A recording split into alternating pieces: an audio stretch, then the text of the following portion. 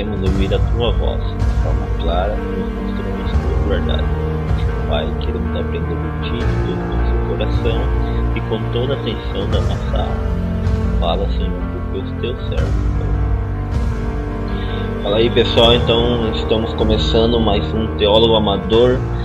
E no artigo anterior nós tínhamos analisado a questão da alimentação na Bíblia, mas no Velho Testamento. A gente viu alguns textos, outros ficou para analisar, vocês lerem lá no artigo.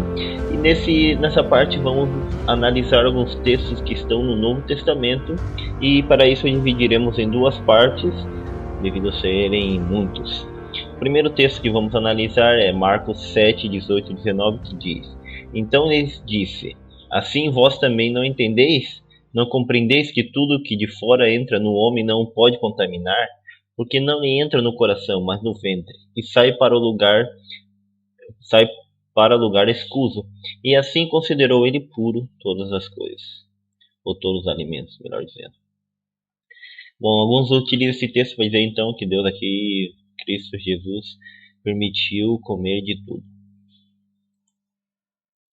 Mas quando olhamos o capítulo desde o início, diz assim: Alguns discípulos comiam pães com mãos impuras, isto é, sem lavar as mãos. Mas os judeus, especialmente os fariseus, não comem enquanto não lavam os braços até os cotovelos, conforme suas antigas tradições exigem. Então uma coisa que começa a ficar evidente é que a discussão não é sobre alimento puro ou impuro, senão sobre o ritual de purificação necessária para se alimentar, que os discípulos de Jesus não seguiram e que eram comuns os judeus seguirem. E aí é onde vem o grande ensinamento de Jesus, dizendo que, bom, isso não vai contaminar você comer um negócio ali sem lavar a mão, não vai contaminar a sua alma, seu espírito, nada disso. Pois o ritual dos judeus estava tão impregnado, tão forte, que eles acreditavam realmente que você fugir algumas das regras de purificação podia contaminar o seu espírito. Agora, uma coisa interessante analisar: se realmente aqui foi abolido, tirado as regras de animais limpos e impuros, por que Pedro teve dúvida de comer quando é apresentado lá em Atos 10, 9 a 18, onde aparece o lençol e tudo isso? Por que Pedro ficou com dúvida e disse que nunca havia comido nada imundo? Se ali foi já tirado isso, a diferença, então ele já deveria ter mudado a sua dieta e já deveria estar comendo.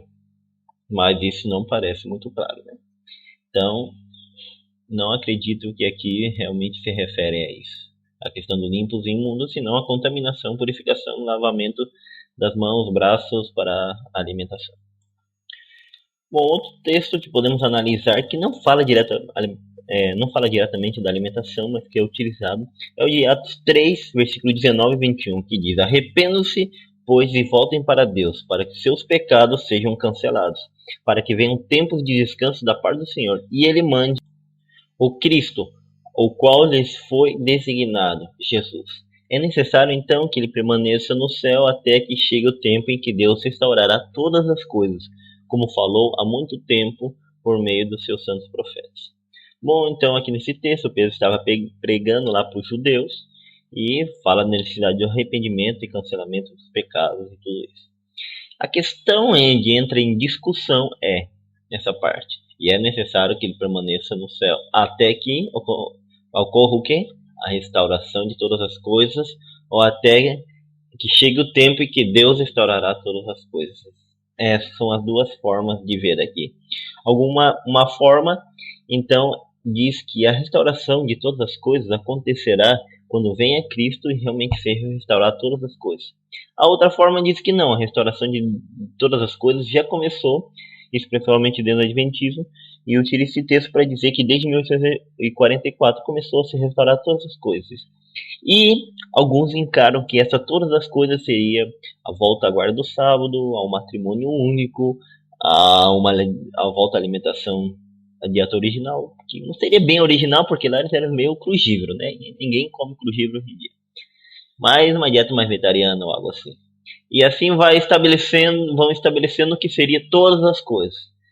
Mas minha dúvida em tudo isso aqui, que me deixa um pé um pouco atrás, é a questão de que Pedro não deixa muito claro o que seriam todas as coisas. E pelo menos eu não encontrei. Se vocês encontrem, coloquem aí nos comentários alguma coisa. Eu ainda realmente tenho dificuldade para entender que aqui ao que Pedro se refere quando diz todas as coisas.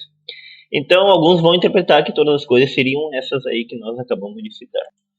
Mas para mim é algo que realmente tem que ser melhor analisado, porque não está claro e usar esse texto dessa forma é meio complicado. Se o texto não tiver, primeiramente, a conotação de que realmente só será restaurado todas as coisas quando vier Cristo no céu. Bom, esse foi então o de hoje.